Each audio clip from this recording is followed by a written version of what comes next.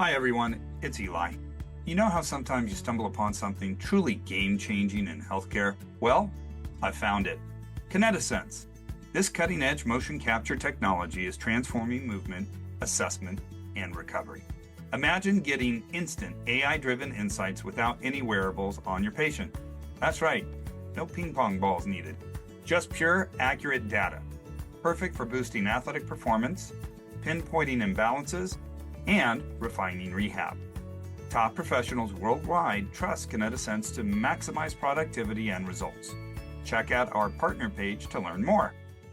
Experience the revolution in movement.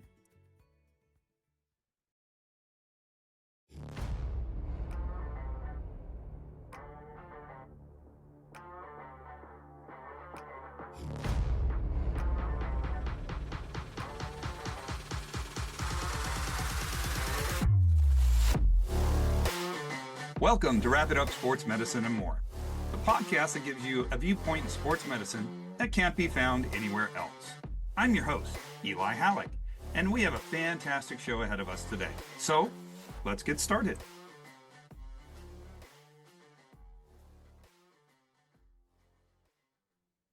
Welcome to Wrap It Up Sports Medicine and More. Today, we've got a dear friend of the program, of myself, and a colleague that I trust immensely. I would like to welcome Dr. Ellen Payne, Associate Professor at Moravian University. And I say that because I'm going to stop right there. I can't say the rest of her title. And I'm going to have Ellen tell us, Dr. Payne, what her official title is at Moravian University. Well, I mean, the official title is Associate Professor of Athletic Training. But just like every other athletic trainer in the world, we get to add more stuff to it, whether it's recognized or not. Things that are formal, and I think I have paper saying I'm really this, is Director of Clinical Education for the master's program. That is probably one of my favorite parts of the job. So Director of Clinical Education. I also am faculty in, obviously, the MSAT program, but also our DAT, our Doctorate of Athletic Training program. So I get to teach classes there. I'm also faculty in the undergraduate health sciences program, and specifically there I am the director of the EMT program, and other duties as assigned, like every other athletic trainer out there. Or not assigned, you just kind of take them over. Somebody's got to do it. And you have been known to take over those matters every now and then in different ways throughout your career, if I remember correctly. You know, I have a hard time saying no, especially when it benefits my students, athletic trainers in general, that type of thing. Oh, that two-letter word is so difficult for ATs to say, isn't it? We were talking about that and joking earlier. Yeah, I think it's one of the hardest words in our vocabulary as athletic trainers. And it said I mentor some new directors of clinical education. I'm like, it's okay to say no.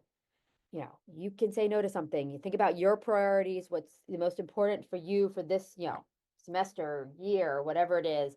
And if it doesn't align with that, it's okay to say no. But we all know it's so hard to do that. Like, it's impossible. It's taken many decades for me to get to the point that I say no easily. And even then, I don't say it easily. But wait, how old are you? When do I learn how to say no easily? 55. That's okay. So I have a few more years. Yeah, you're saying, you got several. You're good. Revisit this in a few years and see if I've gotten better at saying no. Sounds good. Thank you. Yeah. I was forced though this year, so not a fan of it, but I'm getting there. That's all that matters. I'd rather say no than deal with the alternative. Yes. So about prioritizing. I've learned that. Now, for those of you listening right now going, why are they feeding off each other so well? Ellen and I have known each other since for about 22 years at this point. It's been a while. Yeah, so I was trying to figure out the exact year, and then I couldn't do that math. Mid-2000s? Yep. About mid-2000s, about 2005, 2006, you guys ventured down. Yeah, I was going to go 4 or 5, yeah, somewhere in there. Yep, right around there. We first met at a sports medicine competition. I love this story, and I'm going to throw it out there. We run that sports medicine competition. We work with the National Honor Society of Sports Medicine, National High School Sports Medicine Association. We run our sports medicine competition out here in California. And Miss Payne, Dr. Payne, Ellen Payne, was at a high school at that point. And what was that high school?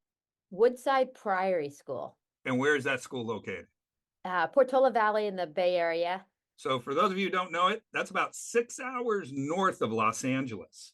Oh, wait, if you drive. you can drive between the two? Well, supposedly, but when you're at a good school like where you were, you can fly. No, no, no. When oh, It's because Southwest had super cheap tickets back then. there you go. There And you go. people listening today aren't going to understand the fact that we could get like $29 tickets. God, those were great. I remember those. That'd get me to FWATA meetings and CATA meetings. I love those. Yeah. Love So those. yeah, that was the advantage. Like yeah, $29 tickets from the Bay Area down to you. So we were excited because Miss Payne's school was coming, and they were the first out of LA area school coming to the state competition. We usually averaged at that time, I think about 400 students from 25, 30 schools all over Southern California. And then we had this school from Portola coming down. I was so excited. And then the week of the event, we get an email or a text. It might have been, Eli, can I talk to you? Yeah, sure. What's going on? St. Francis, Mountain View, or La Cañada. For those of you who don't know the difference, there are multiple St. Francis high schools in California.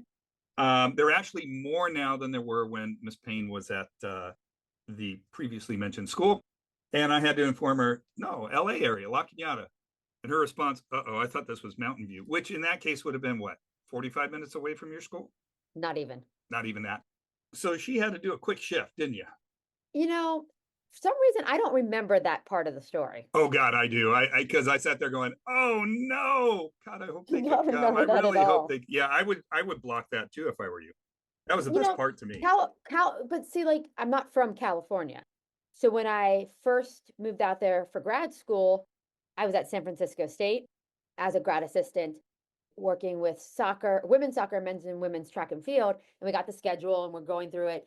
And there was a soccer in Ontario. And I was like, wow, I don't know why we're going to Canada, but maybe it's some kind of tournament or something.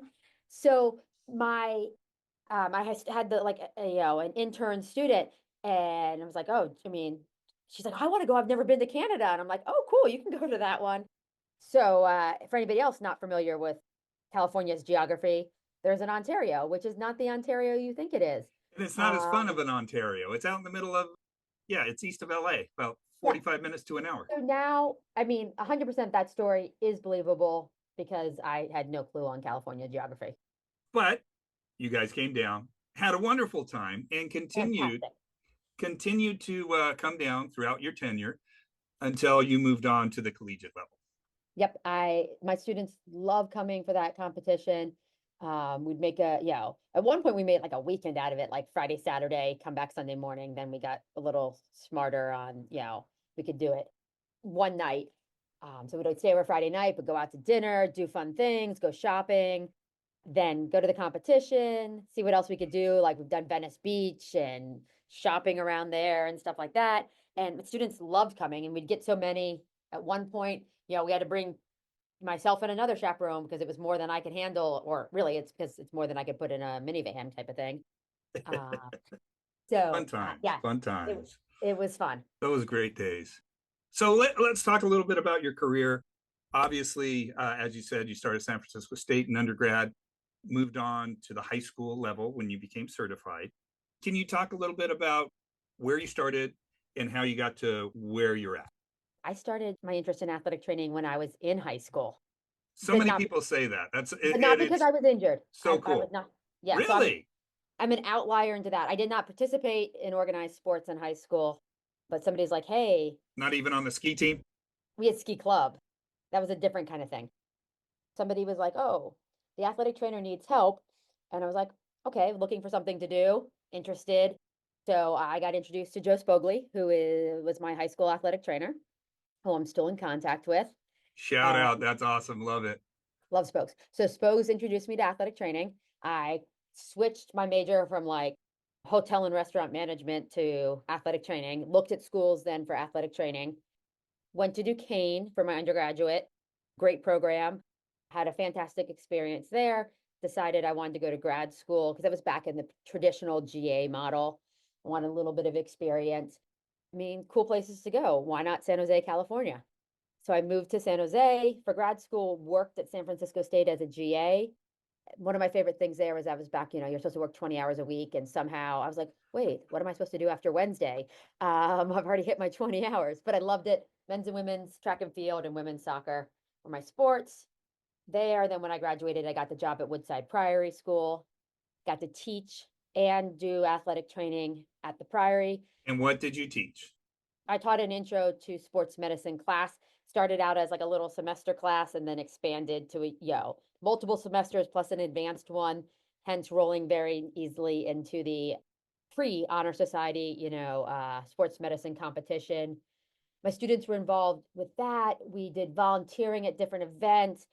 One of my students won an essay contest, and I think it was co-sponsored by California Athletic Trainers Association, but the Golden State Warriors. So Tom Well, Abernor, that's awesome. and so Tom and I are still friends, partly because of that, And so it was great. My students were super involved. They were going not they weren't not everybody wanted to be an athletic trainer, but different healthcare fields, and it got them that exposure in high school.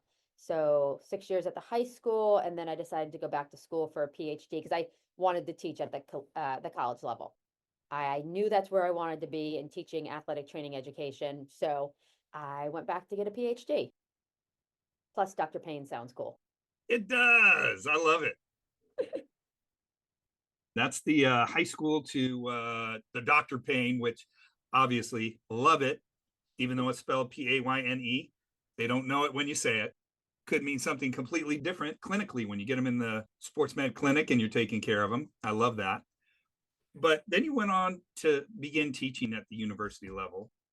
Huge difference from the high school level. What attracted you to the university, and what was your progression? Because I know you've been at a couple of schools, if I remember correctly. Tell me a little bit about the progression and why you love it so much. So I would say there's not a huge difference between teaching high school and college, just the age of the audience. My jokes work just the same or don't work just the same. So I finished my PhD, got a job, my first academic position as a director of clinical education and a faculty member at Marywood University in Scranton. Taught there for 3 years, really learned a lot. I had a great program director, very experienced program director, so learned a lot from him about the role as the DCE and about being an educator, developing my own way, teaching. Yeah, it was great. So learning experience there, and then was ready to move on. So I went to Radford University. There I was just a faculty member, didn't have any administrative duties, so that was really great because my time was teaching and then also research and writing. So I started my textbook while I was there, that type of thing. You're making a face. That's okay. We'll talk about that later. Textbook, yeah, we coming back to Yeah. that. Yeah. But really, like, my time wasn't pulled as thin when I had the administrative requirements. So spent time 3 years at Radford. I had no intention of leaving Radford. I loved it. It was a great experience, great colleagues. But then the position at Moravian opened up back in Pennsylvania. Pennsylvania is my adopted home, I guess. I applied for this and then came up to Moravian. And with Moravian's program, it's different because it was and has always been an entry-level master's program. Never had that undergraduate program that most of us are familiar with. It started out as an entry-level master's, and then we've expanded programs here. We get to do interprofessional education, not just teaching the master's, but the doctorate level. We work and collaborate a lot with PT, OT, speech language pathology, nursing, other things. So it's been great. So I've been here since 2018. Yeah. Coming up on 8 years then, huh? Yeah. I don't do math anymore. As I like to tell people, I didn't get a PhD in math. Yeah, I say that all the time. I'm not a math chemistry guy. I'm a human anatomy, physiology kind of guy. Yes. That's what I do. Yes. Yeah, which doesn't help when I'm trying to talk to kids, but it is what it is. So you've had this really cool career, university professor, Professor Payne. I like that. Professor Payne. Ooh, we might be using that from now on.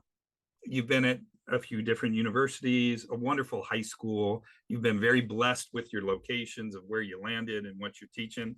But you said earlier, we were talking about this before we got started, that your favorite part, or maybe you said this on the air, was being the director of clinical education. Why is that your favorite part?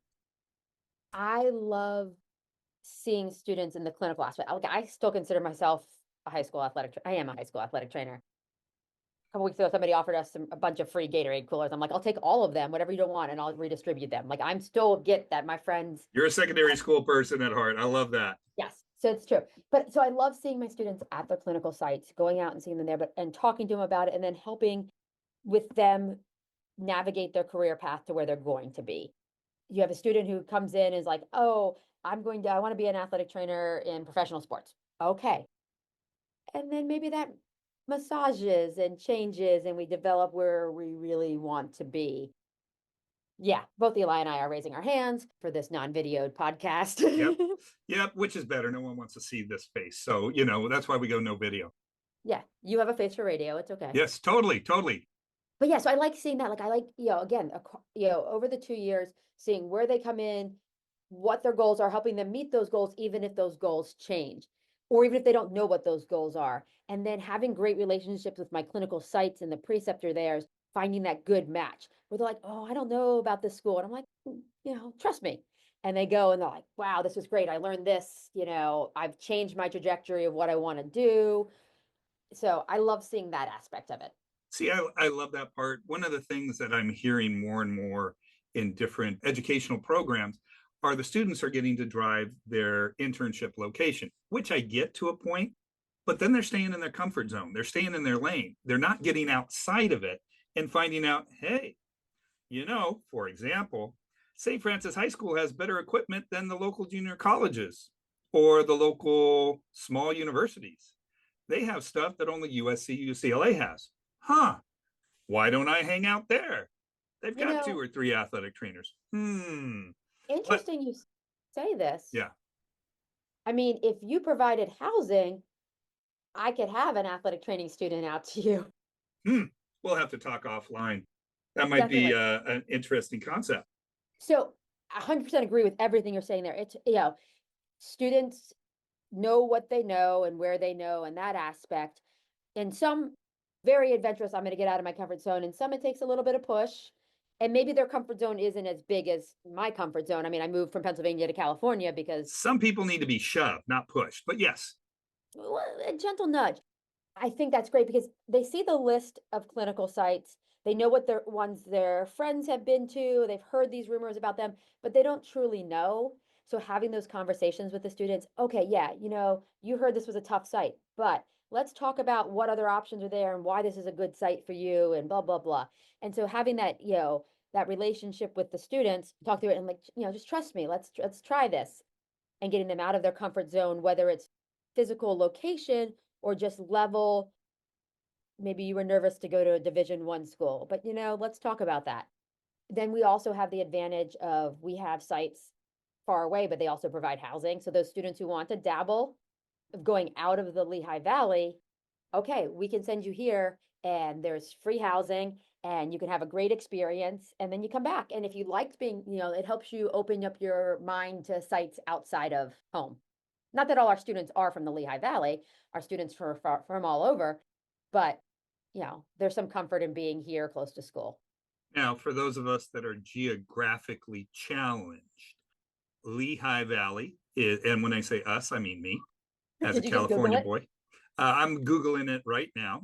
You're right outside of Allentown from the wonderful Billy Joel song, just to age myself, which is north of Philly. What is that, about 2 hours? No. In LA time. So yeah, what would it be for you? So like an hour without traffic, an hour and a half with some traffic. I try not to go to Philly too much, but it's also come on, NATA 2026 is in Philly. Is it really? Yes. Oh, that's right, for the 250. That's right. Forgot about that. I mean, come on out. I was out once, but I was too far away and we were doing a turnaround trip. I still regret that. It would have been fun to see you. Yep. So NATA 2026 is in Philly. Yeah. So we're, some people, it's commutable. It's a little far for me. They're outside, Allentown is part of our geographical, easy clinical sites. Yeah. We're not far from New Jersey. You're not too far from New York? Nope. Geez, you're right there on everything. Look at that. It's a really good location. That is. I mean, I can leave my house and be at my gate in the Newark airport in less than 2 hours. I can't say that in LA and the terminal is only 35 miles away. Yeah. Yeah, but we're not discussing that. That's just painful to think of. A great location. I mean, we have two great healthcare networks that really support athletic training and support our students, along with a lot of other opportunities in this area, in healthcare education. Very awesome. Now, one thing you did say, and I love, is that you love to collaborate with other professions. So the more clinical professors I've discussed this with, the more it's becoming important for programs to collaborate with others. When we go back, I don't know about you, I'm a little older. There was no collaboration. First off, they had no idea what we were, who we were, what we did, what we were allowed to do, which you still jump into that every now and then.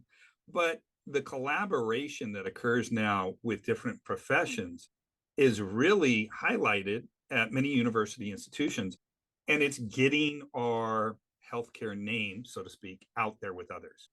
How have you gotten that collaboration involved in your program? So we have intentional interprofessional education between our graduate programs.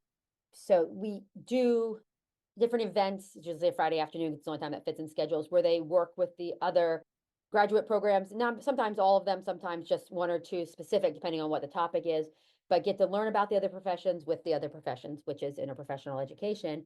So we have that purposeful built into our curriculum. We're in the same building. There's some classes that everybody takes together. Our research class is combined because research is research, right? Like a t-test is still a t-test. I say this and I'm like, I don't remember exactly what a t-test is, but Doesn't matter where you are, healthcare is healthcare.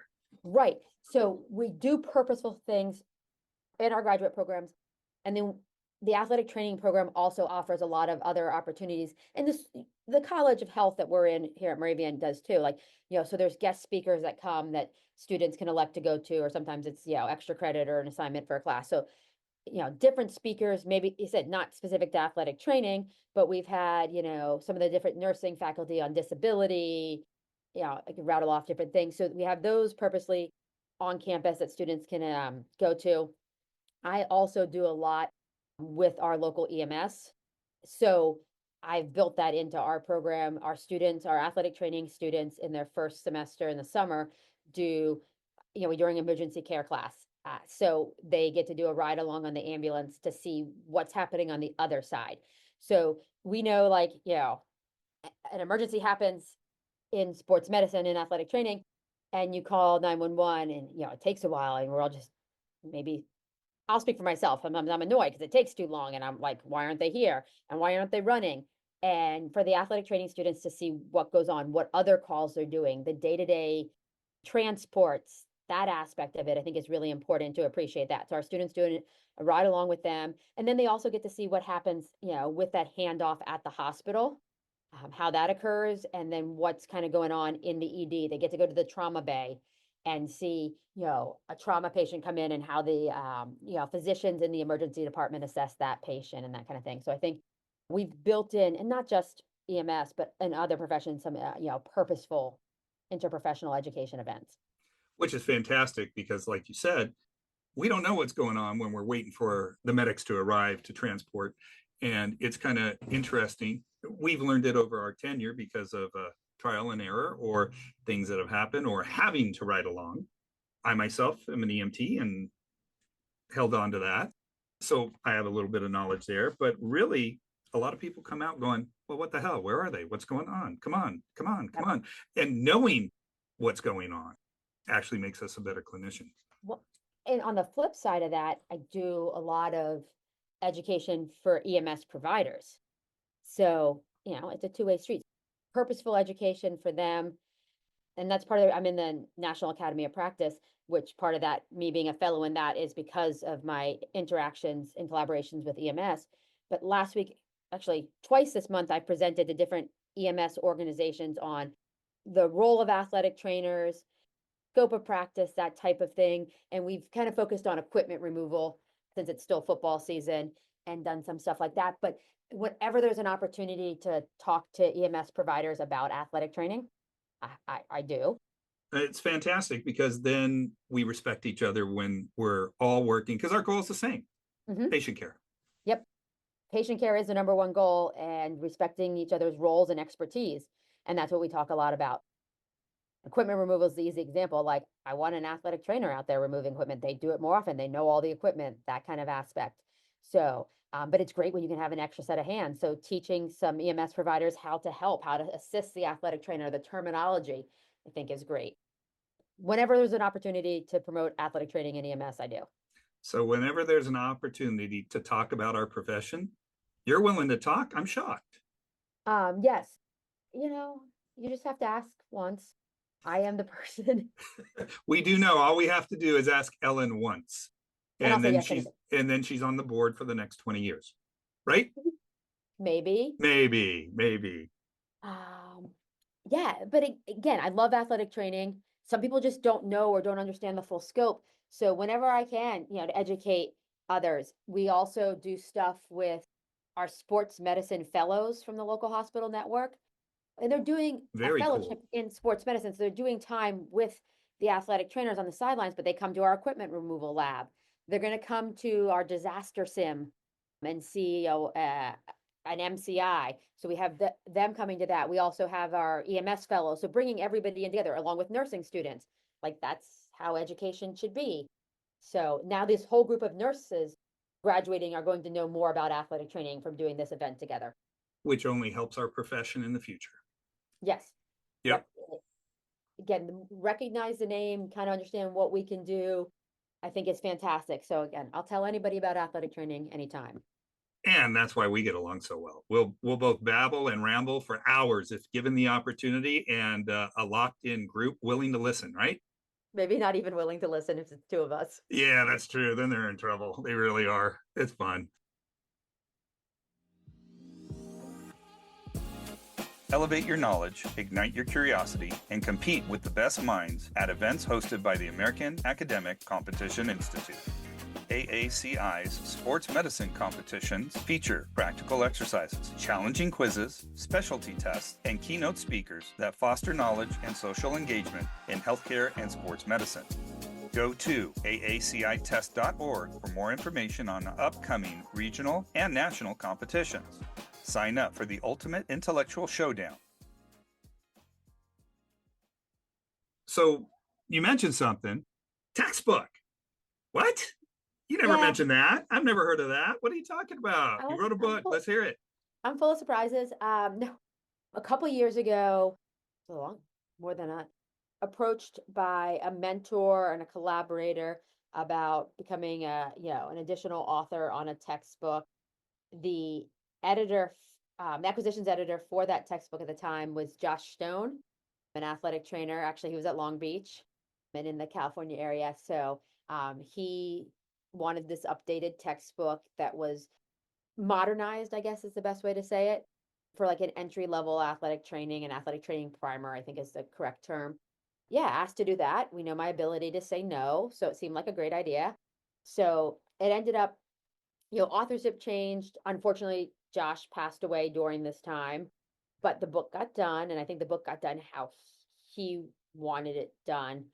Yeah, that came out, I don't remember when, 2001 or two, and then now we've just submitted most of our edits for a second edition. Looking at it now, it's called Athletic Training and Therapy. Is that correct? Yes. Lemore Kahanov and Yes, Ellen Lemore Payne. Kahanov. I had no idea. I feel like such a bad friend. No, Bad it's okay. colleague. Next time I get an extra edition, or when I get it for the second one, I'll send you a signed copy. Ooh, I'll put it in my classroom and say, look, I know the author. Yes. And that's funny because, again, a different mentor asked me about joining that writing group, not knowing Lemore was actually the program director when I did my master's at San Jose State, and has still been a lifelong mentor and friend. So I always tell my students, athletic training is the smallest world, right? Like, everybody knows everybody. And so coming back with her, actually, I was at the EMS conference last week and I dropped your name. Yeah. The Would anatomage you guy. do that? The anatomage guy knows you. Oh my gosh. Yep. Small world. Small world. Rich? Yes.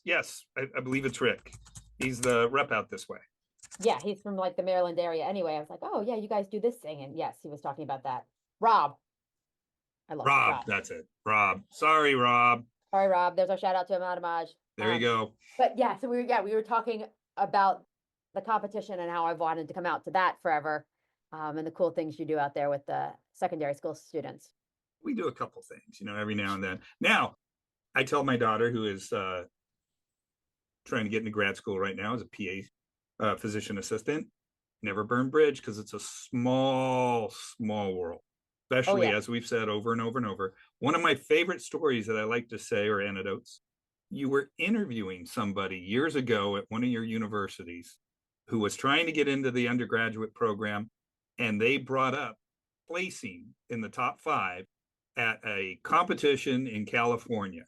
And this is going years back, so you might not remember it.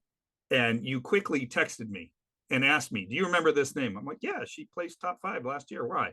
She's sitting in front of me interviewing for a position in our program. I vaguely remember this.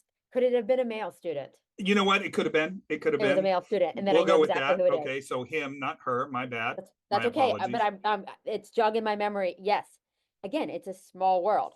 Small world. I mean, we're, you know, East Coast, West Coast, good friends, good colleagues, and here comes a high school student trying to get in your program and mentions an event that you've been to and you know the director of. So Yeah. never burn a bridge. Anybody. Key to No, this. I mean, in athletic training is so much networking and and that's like, the jobs. Oh, hey, I heard about this job that'll be great for you. You should apply to this kind of thing. And, you know, I I guess I don't know how other professions are because I'm an athletic trainer, but I just think it's it's a close-knit community. We look out for each other. We help each other, and that's one of the best things about it. I would have to agree wholeheartedly. No doubt about it. Shifting gears a little bit and talking about some other passions that you have and loves you have, other than your dogs, of course. Yes, Uh, that's okay. other than them, we could do a whole episode on just talking about our dogs. I know that, and some great pictures you have of yours by the lake. So Thank anyway, you. getting back, you do some really cool stuff with different organizations, and you're one of those people that say yes to everything. So obviously you're on or have been on state board. You're on the region board. I'm sure, if I remember correctly, is it the EATA? EATA, so it combines District 1 and District 2 to put on the conference instead of having just a FWATA conference Mm-hmm. because, states out here are smaller than California. We're a little big. We got a few schools here. Yeah, Yeah, but just few like places. geography. Yeah. So EATA runs all the states from Delaware to Maine. And so I'm on the board. I'm the current secretary for the EATA. And who's the director of the Delaware? Delaware. No, you're thinking of District 1, Excuse me, District 1. My and that's Vicki apologies. Graham, who you Ah, had she's on. awesome. Yep, Vicki's Shout great. out to Vic. She was great. Great interview. That was so much And fun. then I think you interviewed Tanya also, Did right? fantastic. Who she has left her position as the D2 director, and a new one in there. But yeah, she's still active, even though she's technically retired. Yeah, technically. Are we Technically. ever technically retired? No. No, no. My wife will kill me if I technically retire because I'll be home all the time, and not that she'll probably work more because of it. So Yeah. Yeah, again, the small world of athletic training, the fact that, you know, you've reached out to them for interviews. I forget who else, or somebody else I was listening to, and I'm like, oh, wait. Rocky Mountain, Rocky Mountain, Rocky Mountain region. We've had a few anyway. I don't want to make this a who's who, what we've interviewed, Oh, who we've interviewed. oh, no, I was listening. I'm sorry, I am going to bring it up. Go right Daryl ahead. Conway won on leadership Yeah, was fantastic. thank you. That was really good. And so I've done some stuff with Daryl, but Too again, funny. his message is the same as every athletic trainer. Yep. He's just fortunate to have a great career. Yes, very much so. Yeah. Now you do some interesting other items. And I'm going to throw some words out there, and whichever one you want to talk about, go for it. You do a lot with Special Olympics, EMS, Ski Patrol, and haven't you also worked with the Paralympics as well? Yep. Yeah. Let's tap into any of those because such great topics. I mean, we always knew we couldn't get a hold of you between basically November and February. That was pretty much it because you're on top of a mountain. So I'd love to hit that a little bit and Yeah. tell people how you've pulled in your love and passion for skiing into healthcare. I think it all goes from my love and passion of athletic training and kind of blending that in together. So, for example, with Special Olympics, and that's something I was exposed to and introduced to when I was an undergraduate. Kind of, did some volunteer events here and there, but then a couple of years ago, I was asked to come back and be the co-medical coordinator of the Pennsylvania Special Olympics Winter Games. And my Fantastic. my friend Sarah Manspeaker from Duquesne was the medical coordinator, but she was looking for somebody who could help on the hill, and she doesn't ski. And I'm like, wait, so I get to volunteer and come ski? I'm in. Yeah. So there, had me at skiing. So that's working. We go out to near Pittsburgh to a ski resort, and it's 2 days of competition, 3 days with the athletes at the venue, and it's skiing, snowboarding, and snowshoeing. So you don't have to ski to be part of it. Oh, thank God, because I'm a one planker. I'm not a two planker. You can snowboard. I can snowboard. Yes, I I'm love not. snowboarding. I love it as much as surfing. Oh, it's so Okay. great. Okay. Well, come on out and work Special Olympics. Hmm. I'll see if my wife lets me. Did I say that on Gabe? Don't edit that one out. It's true. I got involved in that again. So we get to work and collaborate with athletic trainers, a variety of different athletic trainers who have been involved as volunteers, plus some athletic training educators who bring their students and they get to volunteer. We also have physicians, including sports medicine fellows from one of the hospital networks, who's a sponsor. So again, we got an interprofessional team working at the venue, and it's been great. A lot of fun skiing, working with athletes, working with our students. And then this year, I applied and got accepted to be co-medical coordinator for the Pennsylvania delegation of the USA Games. So that is the delegation of about 90 athletes who will come, will go out to Minnesota for the 2026 USA Games. Athletes from all over the US compete. It is their Olympics. Oh, that's so cool. Yeah, so I'm super excited. We've had training camp this summer, which was a lot of team building, athletes meeting each other, maybe meeting coaches because they may have come from different teams, although some of them were teams before, getting the staff together, all that. And then, yeah, next June, it's perfect timing of the Ellen Can't Say No. I'll go to uh, Minnesota for a week with Special Olympics. We'll do that. It'll be super fun. It'll be a great event. I'll come back. I'll have one day, and then I'll go to Philadelphia for NATA. Sounds like a rough summer. Yeah, it'll keep me busy. So just like I love the opportunity that Special Olympics brings. I like working with that population. I like exposing is not the right word, but introducing my students to that There population. you go. Thank you. Perfect. Yeah, so introducing them because some of them have a real passion for volunteering and helping out. If you're working at the secondary school setting, you're going to have a whole variety of patients with different, abilities. And so I think it's just a great opportunity. So we I, do that. That's I tell you fun. what, one of my favorite memories from college was volunteering at Special Olympics at the swimming event. And it's probably the wettest hug I've ever got in my life with the biggest smile attached. Oh my God, it just made such an impact.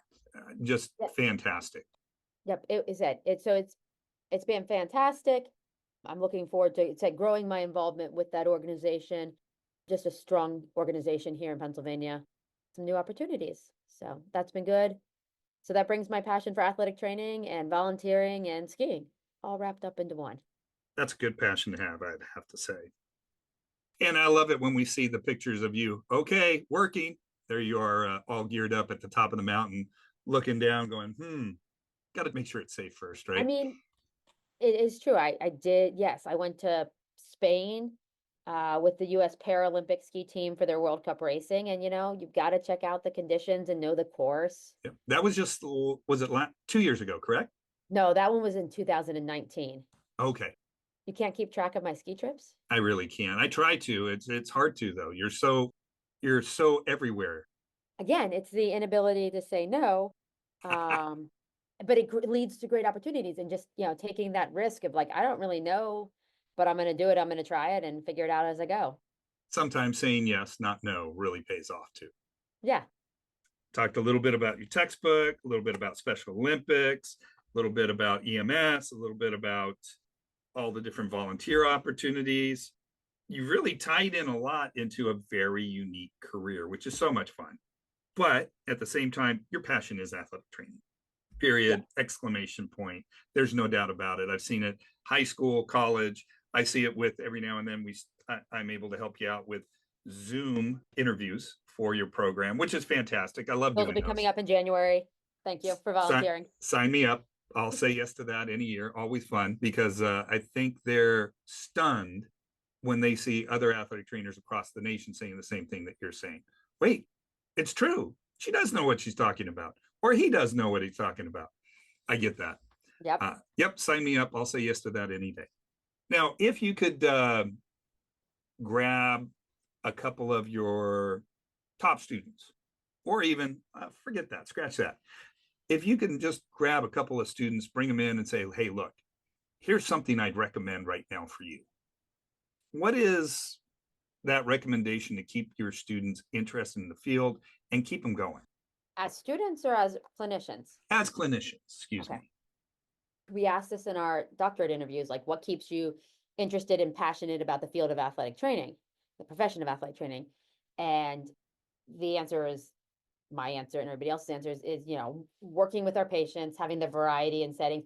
There's no other setting like athletic training where you get to see students through the whole before to return to play and all that aspect, and hopefully you're doing a great job on prevention and people aren't actually getting hurt, but it happens, right? We can do all the prevention the best we can, but so seeing everybody throughout their career, nowhere else do you get so close to your patients, your clients, whatever term we're using, get to know them, get those hugs. I love invited to graduation parties, that kind of thing. So that's some of the best part of athletic training is that I guess I totally went from, I don't know where I started with this, but now to those connections with our athletes and our patients that you don't have anywhere else. I think is the best part and keeps people engaged in the field. I would have to agree with you. A few years ago, I got a phone call out of nowhere from an intern I had probably about 12 years ago. And his comment caught me completely off guard. Well, first, the phone call caught me completely off guard. He was standing on the floor of the Chicago Bulls court, center court, pregame, and called to tell me thank you. Aw. And I was, I got a little tear in my eye. I'm like, thank you for what? And then he told me where he was and just mentioned, without you, I'm not here. And we don't think like that. We just think we're going to do what we do.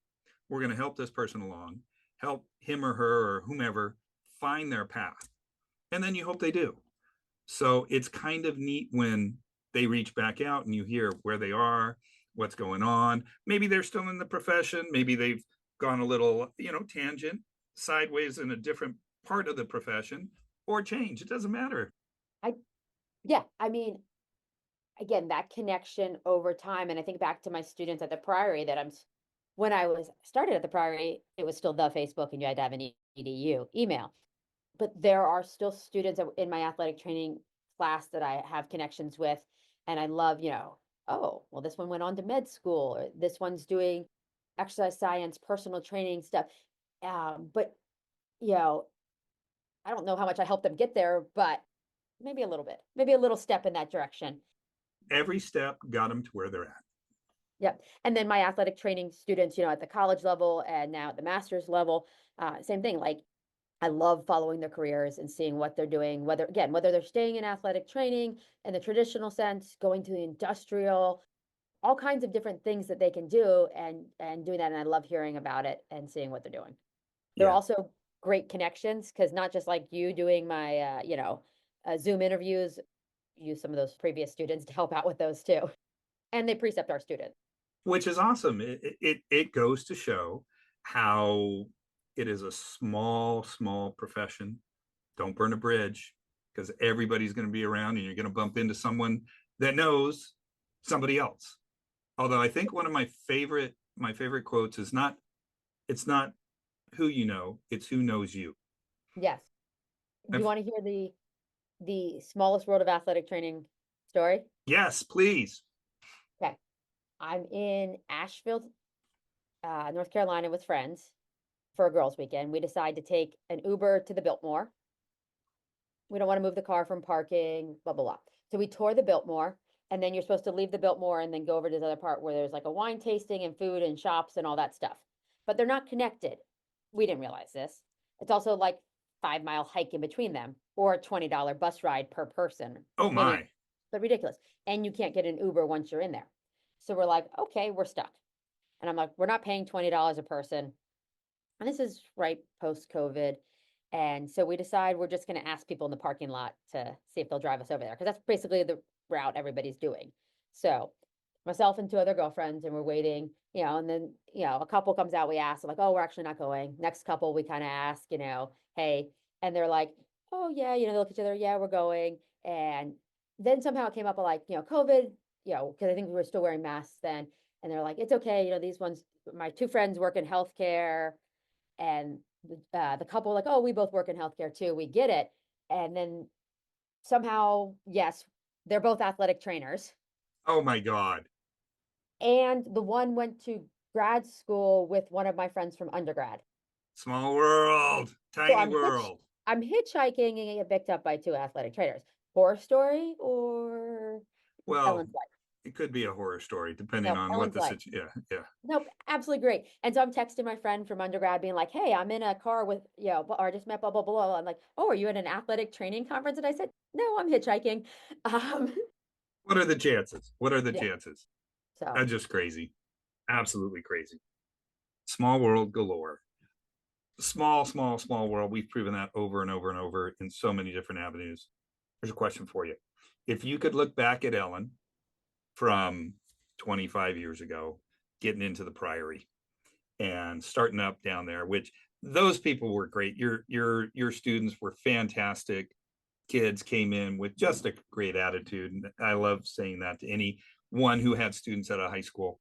What's a little piece of advice you would give Ellen back then that could help you today? I mean, I thought about this question when I was listening to your other guest. And I'm like, I'm going to say this. And now I forget what I said I was going to say.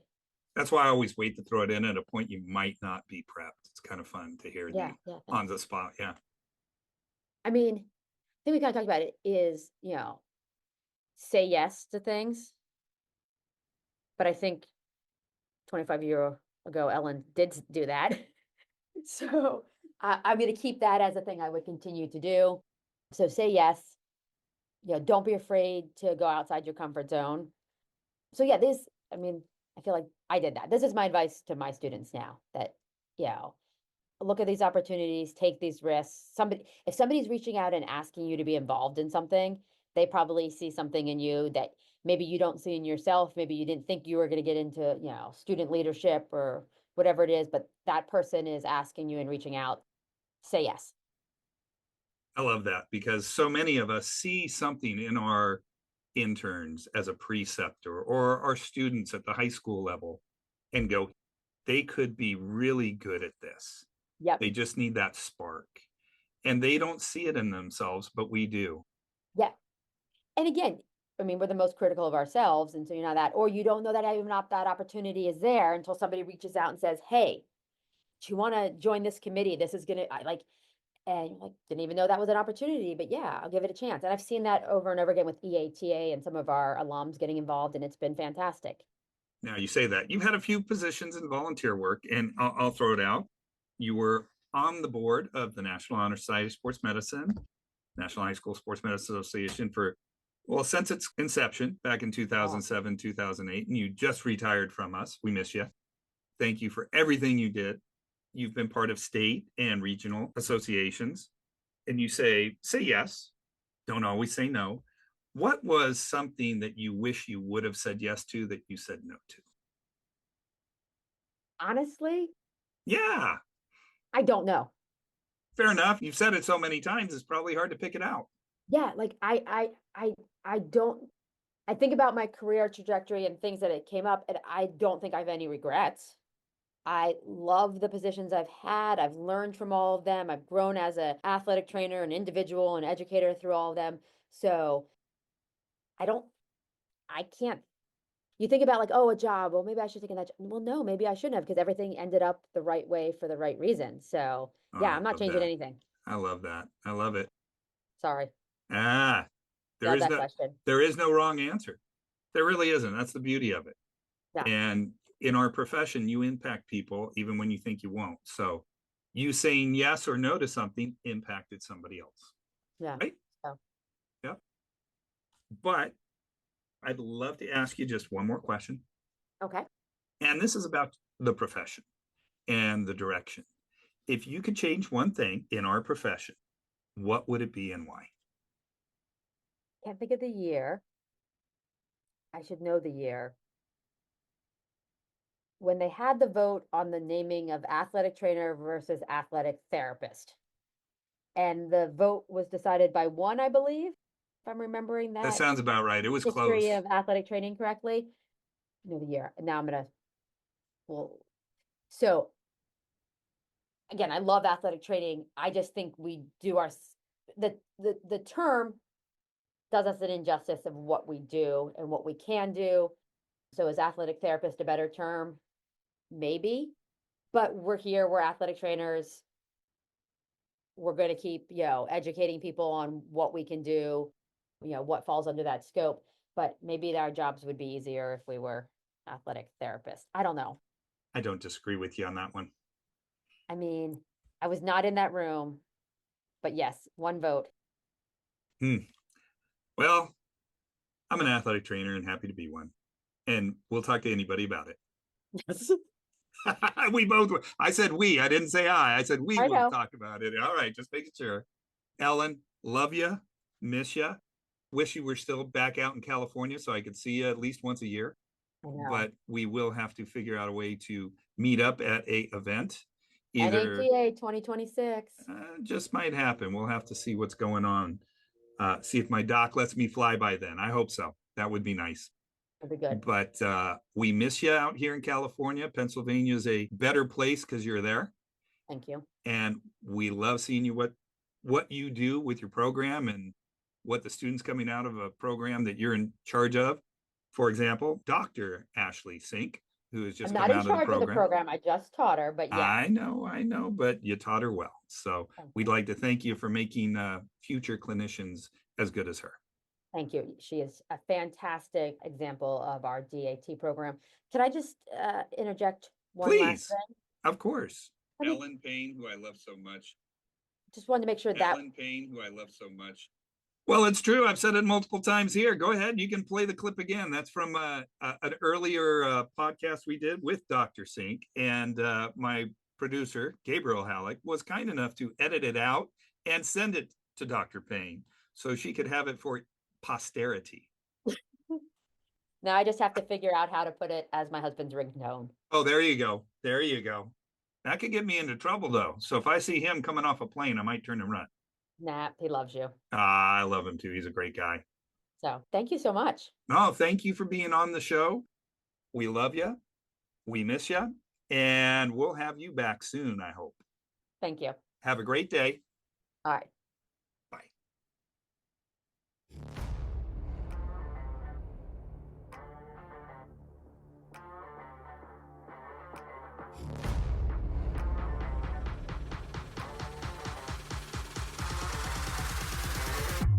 We hope you enjoyed this episode. Want to make sure you hear every episode? Remember to like, follow, and subscribe to our podcast. Don't forget to share our podcast with your colleagues, family, and friends. Your support will help more people find and enjoy our content. Wrap It Up Sports Medicine and More is directed by Eli Halleck. It is produced by Gabriel Halleck. Our theme music is by Coma Studios via Pixabay. The views and opinions expressed on this podcast are solely those of the contributors. Want to know more about us? Visit us at wrapituppodcast.com. That's with one P, wrapituppodcast.com. Wrap It Up Sports Medicine and More is a production of Halleck Consulting, LLC.